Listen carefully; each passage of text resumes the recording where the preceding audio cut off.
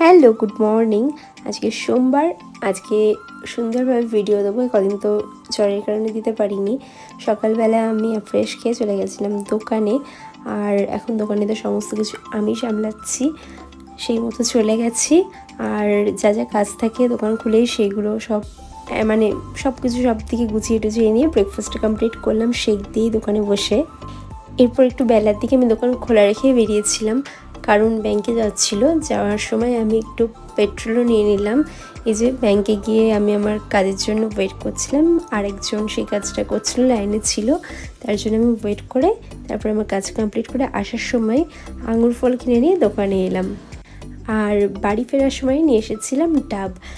আর আজকে দুপুরে মা করেছিল ভাত, ডালের বড়া ভাজা, শুক্তো আর ডালের বড়ার তরকারি। শ্রাবণ মাসের সোমবারগুলো নিরামিষই খাবো। সাথে টক দই আর শশা ছিল। এরপর বিকেলবেলা আবার রেডি হয়ে চললাম দোকানে, গাড়িটা বের করে নিচ্ছি।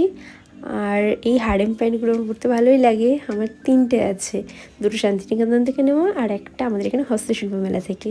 এরপর দোকানে তো ছিলাম।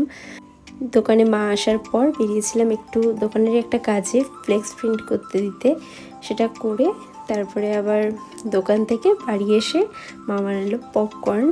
তো চলো আজকের মতো ভিডিওটা এটুকুই, আবার দেখা হবে তোমাদের সাথে, বাই।